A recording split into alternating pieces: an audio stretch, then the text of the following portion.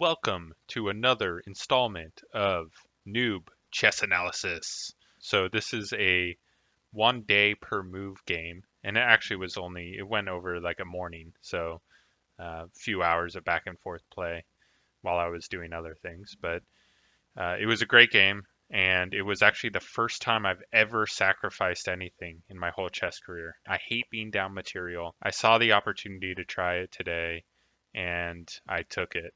So let's go through it. So I play the London. I'm not going to go through each move, mainly because this isn't a how-to London video. But the one thing I do is take c4 here. So take an initiative on c4 since they didn't move their pawn to c5 or c6. So I can take c4, I put pressure on the center, and also if he captures, it makes him really think about it, because if they capture, you just can capture back with your bishop, or you can even develop first and then capture on the next move. So take c4, put that pressure on. He does another natural move. I see this all the time. Puts a check that is easily blocked by my knight. The thing is, he could take, then you have to take with a pawn, which kind of leaves your A pawn a little lonely, but it does maintain a nice structure for your center with your pawns. So not the worst thing in the world. He doesn't take though, and then I throw my queen up there to defend this piece. If he takes, now I can take with the queen, and I maintain my overall pawn structure. It also x-rays the B file, so any future attacks up the B file can be helped out by your queen. Anyways, he moved his bishop, which was not very threatening, just a development move. I decided to take here, and the main reason I did that is because I want to develop my bishop next.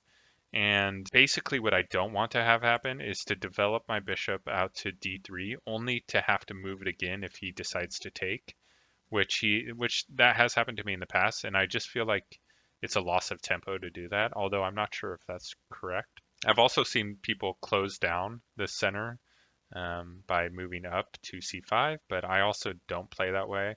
I just like to take because it's a c pawn taking a center pawn, so it's got to be good, right? So I took, he took back, and then I developed my bishop. And then another natural move by him. It's a really good move. Well, it wasn't the best move, but it's a good move. It created a nice outpost for his knight. The thing is, it's not really threatening anything. I mean, he's attacking the c3 square twice, but I have two defenders. He's not really doing anything on this side either, so it's actually not a threat, so nothing to react to immediately. So I castle.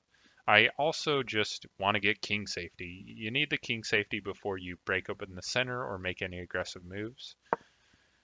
Now he made this move to bishop e6, and this move I very rarely see, and I feel like I've seen it one other time, and I actually fell for this because it's actually a very tricky move. What happens here is it looks like I have two attackers on e4, and he only has a single attacker. So my temptation immediately is to take and then win a pawn. Oops, win that pawn. But if you go through with that, you'll see the eval bar hates it because basically he takes back, and then he's looking straight down at your queen. It's a double attack, actually, because that pawn is now looking at your bishop also. So you got to move your queen. You end up losing a piece. You lose your bishop here. So don't do that. It's tricky.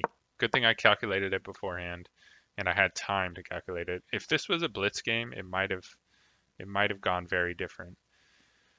Anyways, I calculated it out and decided not to take there, and instead just developed my rook out to the open c file, which seems like a good idea for any sort of future attacks. Now this is where it gets very interesting. He moves his bishop out to g4, attacking my knight, which only has one defender, which is my g-pawn. And if I have to capture with my g-pawn, I basically expose my king. I mean, the face of my king is just out there for any kind of queen or bishop attacks in the future. Now, my initial instinct is to move my bishop back and just take with that bishop if he decides to take. But then I saw that by moving his bishop, he actually took away a defender of the d5 square. So I'm actually attacking this twice here, and he only has a single defender. Now, that being said, if I decide to take that and then he takes this, do I have to capture back? I don't have to, because as soon as I move up to d5, I actually have two attackers on the b4 square. So, and this bishop is hanging. Well, actually, it's not hanging, but this this knight would be hanging if he decides to take. So I could go here, he could take, and then I just eat his bishop. If he takes, that's even better because we simplify and I'm up a piece. So that was my calculation. That's what I did. I took the pawn, he took my knight, I took his bishop, and then he threw a wrench in my whole plan. I thought I didn't calculate past this, so actually I didn't think. But his move was knight d2, which I definitely just did not calculate, surprised me, and it's a beautiful fork on my queen and a rook. And I figured I just threw the game. I'm going to be down in exchange. I think it's an exchange, right? I'm down two. I think that's an exchange. See, I'm a noob. Anyways, he's going to get my bishop. And yeah, I'll eat it with either my king or my rook. And I'm kind of pissed off about this. But then I saw that the Greek gift was here. Not only that, there might be additional compensation for the Greek gift. So if I go here and he takes, I actually have a queen eating another undefended pawn. And it puts my queen in an amazing position to attack. I'm up in his business, and he can't really do much about it. With all that, and me just saying, hey, I just threw this game anyways, why not just go for it? Let's go for a bishop sacrifice. I've never done it before. I decided to do it. And then he didn't take, which really surprised me. I thought you'd take. And I looked it up, and the engine says taking's fine and just going to h8 is fine also. I think the idea here is you maintain some sort of protection for your king by having my piece in front of it. So, makes sense. Anyways, I take that undefended pawn, and then, yeah, he makes a mistake here. So here he has a free piece, and he also has the ability to attack my pawn. So he's got to choose between these two things. Well, he could also eat here, but he didn't in the first place. Why would he do that now? Now, the rook looks very tasty from a noob perspective. The thing is, from what I've read and what I've seen, it's always better to take a free piece over sacrificing a piece for a rook. He didn't do that. He was too attracted to that rook and he took it, which opened up me to take his knight, and then he can take with his pawn, and I also realized that would open up another undefended pawn for me to grab with my rook. So I did that. He took back, and yeah. So then I had the decision here. Like, do I want to take the bishop or do I want to take the knight?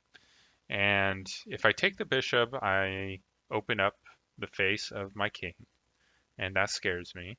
And then if I take the knight, it puts my king on f1, which I don't think that's the worst place a king can be because I've seen double rooks where he can't attack because you got your king there to eat the last one if he does. So I figured, okay, that can't be too bad, right? So I took there. It was a mistake, and I actually don't know why yet. And so I'm not going to tell you why because I have no idea why. But yeah, it wanted me to take the bishop. And then he decided to take the bishop up there, and then I decided to take his bishop. And then after I took his bishop, I realized this king actually isn't in the worst position. I have some squares that are pretty well protected by material. So actually not that scary. Also with like his queen isn't even developed yet. So I felt like my position was pretty strong here.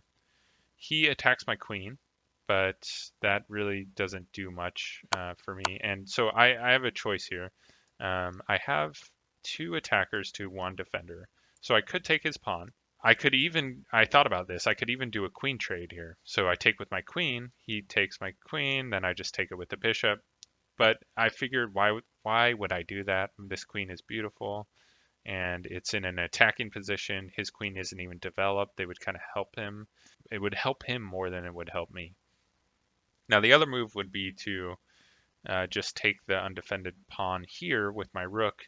Again, I felt like this was not strong enough because it would kind of leave open the door for him to make some crazy move with his queen. That was my thinking. So I decided instead to really control his king, give him a check, and force him into g8. So that's what I did. Turned out to be the best move. He goes to g8, and then I took the undefended pawn with my rook, and now he's in trouble. This is a beautiful position. I have rank 6, I have the H file, I have the possibility of an outpost with my bishop that scans this diagonal. So things are really coming together beautifully here. Now, I think his move here was just to protect this pawn, or to like link his rooks, but I don't know. It's a mistake because I'm attacking this twice, and he only has one defender, so I can take with my rook, and then now I'm attacking his queen, so he's got to move his queen. At this point, I'm also thinking my next move is going to be here, almost no matter what he does, because that sets up a checkmate in one. So he moves to a4 with his queen, which really talk about taking your eye off the ball. I guess he's attacking my a pawn for some reason, but yeah, there's not a good reason for this move. So now I'm like, okay, I'm open to move my bishop, and I was really focused on this. I'm not sure. I guess this is a better move, but I was focused on getting this checkmate, so whatever. And now he's got to do something to stop checkmate. I think the only thing he can do here, really, I mean, he has a check. He's got a check here and then sacrifice his queen. So I move. He's going to sacrifice his queen. I put the check in. He goes here, and then I'm taking his queen. And then he's just going to lose all of his material after that. But he didn't do that. He moved to b5 with his queen, which really doesn't do anything. Well, it checks me, so I do have to move. I have to move once, and then now he has another chance to save his life. And I think this one he's got to go here and block the bishop, but he doesn't do that. He goes to yeah, another insignificant move that really does nothing and does not stop checkmate, and that's it.